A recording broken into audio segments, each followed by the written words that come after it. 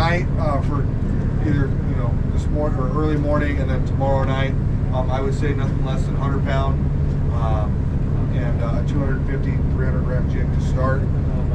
Once the sun comes up tomorrow morning, either like a 40 pound fly line, because the fish seem to be averaging right around 50, 60 pounds, or like a 60 or 80 pound sinker rig type setup for during the day tomorrow.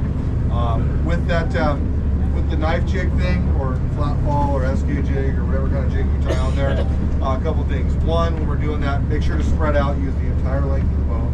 I know that we're all trained to kind of fish around the bait tank on the back end, but especially in the dark, there's no reason for that. The more room that you have between you and the guy next to you, the less tangles you're going to find yourself in. And then with that jig, it's very important you do your best to stay straight up and down on your jig.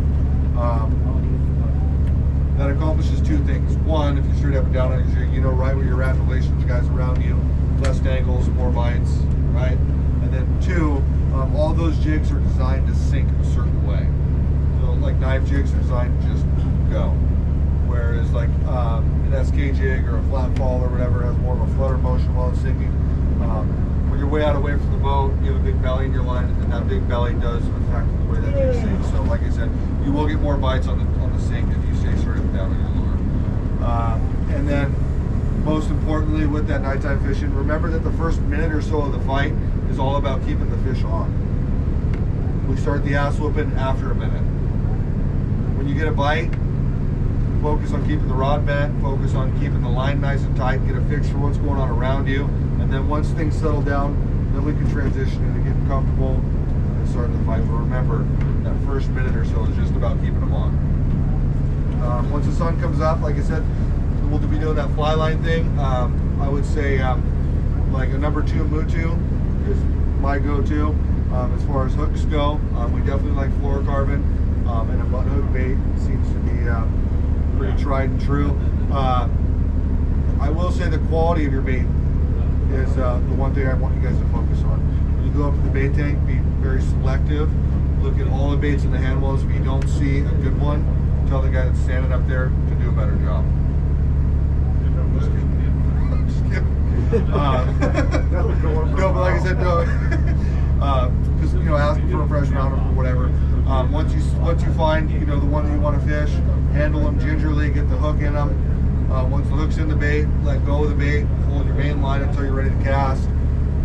Nice soft cast. And if your bait's not swimming in the first 15 seconds, go get a new one. Don't waste your time with the bait that's not going to get bit. That's kind of my mantra on this boat. Don't waste your time with the bait that's not going to get bit. If they do swim, with these bluefin, we can soak them a little bit longer. I would say like a minute and a half to maybe 3 minutes or so.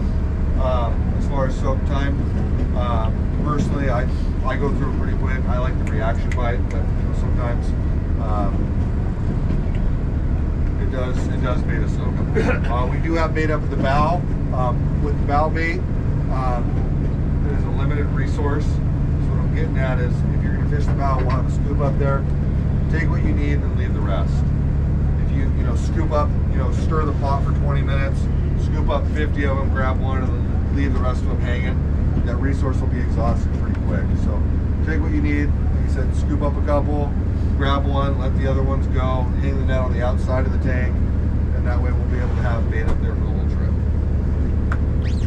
With the sinker rig, I would say a 6-ounce sinker would be a good starting point. We do see at times where a 2-ounce sinker or a 3-ounce sinker, those lighter ones, are the way to go. And we also see times when there's a pretty quick drift and we need the 10 or 12-ounce sinkers. But it seems like the 6-ounce sinker is kind of a good middle ground, a good starting point. There's 2 ways to attach your sinker. You can either put it above your hook 3 feet with a rubber band, or put it below your hook with a piece of 15-pound breakaway type of setup. If you're not sure how to do that, grab one of the boys. They'll get you all lined up.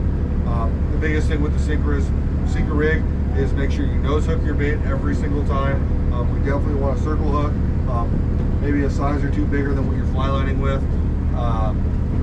The quality of your bait on your sinker rig does matter, so don't just pin on a red boy and set it down. Try to be selective with that as well.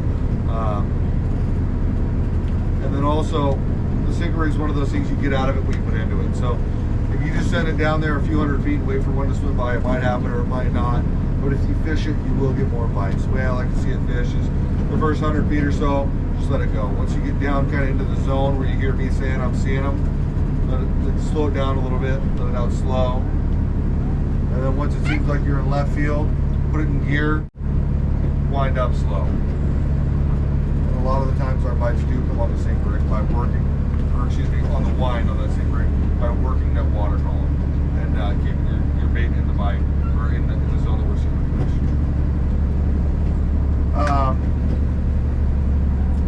Is everyone familiar with drift style fishing? You guys know how that goes. When in your face, you're in the right place. When at your back, there's nothing in your sack.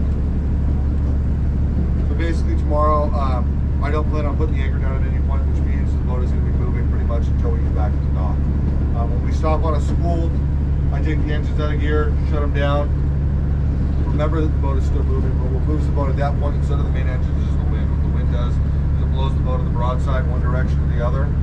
So when we say wind in your face, you're in the right place. What that means is, as you're standing at the rail fishing, the wind's in your face, pulling the boat this way, the boat and your bait are separated.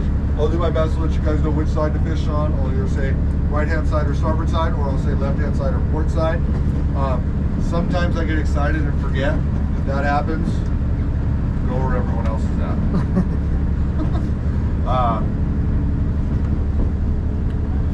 And then lastly, it's important to remember that this boat, like most boats in our fleet, it does drift stern first. So what that does is it slowly pushes everyone up towards the bow. You guys heard of the tuna shuffle or whatever. You'll hear myself and the boys throughout the day saying, guys, slide right, slide left, take a couple steps towards the bow, things of that nature. If you hear us saying that, just take a couple steps. Remember that we're not barking at you, but being that we have the bird's eye view from the bait tank and the upper deck, we can kind of see the whole big picture. What tends to happen is guys get balled up on the back end of the boat. The guys on the back end of the boat can't move their way up the side until the guys up the side lead the pack, creating room behind them.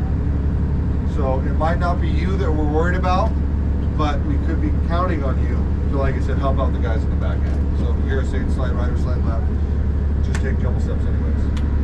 Hey Andrew, what's the size of the fish you've been working with? During the day, yesterday, it seemed like 50 pounds, give or take, seemed to be the norm. And then once it got dark, it seemed like they got a little bit bigger.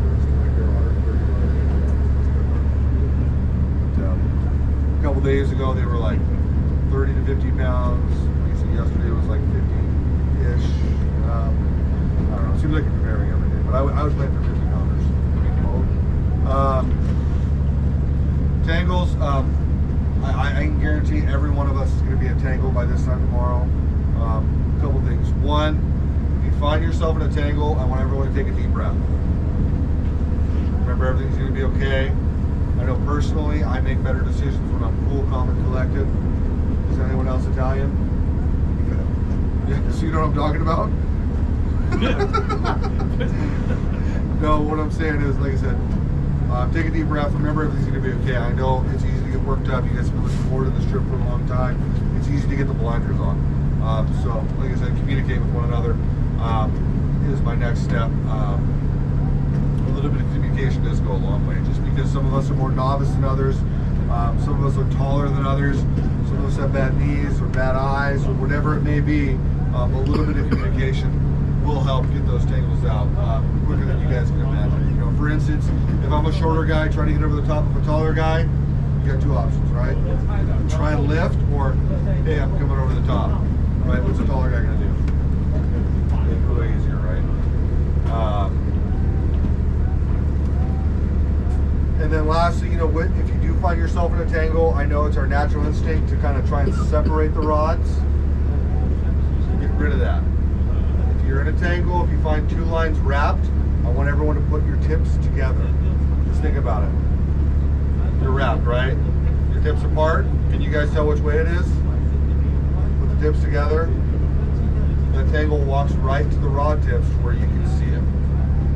9 times out of 10, the boys are going to be on you like a fly on shit to get it out. But you know, if we're asses and elbows and you guys got to get one out yourself, like I said, don't separate the rod tips. Put the rod tips together, because that'll put the tangle right to where you can see it.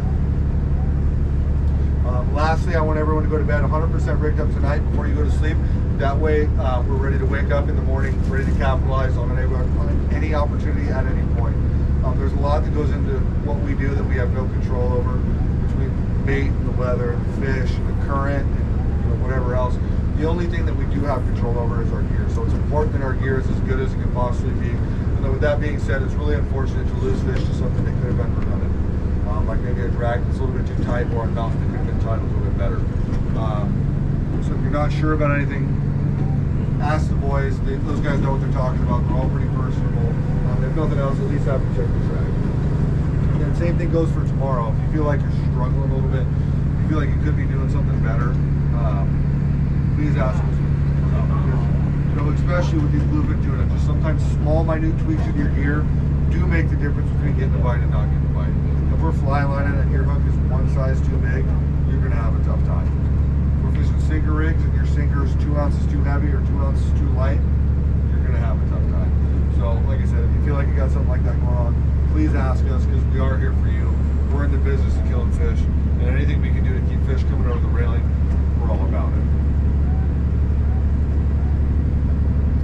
All right, so that's all I got for you guys. You guys got anything for me? Only one thing to say, if you got Spectre on and you get your rod tips together, don't go into prespool when the deckhand's got his fingers up there and separate the rod tips. Don't ever do that, because it creates a real problem. Yeah, it'll zip off like that, just like a hot knife through butter. I know. I was on the Independence when that happened. Yeah.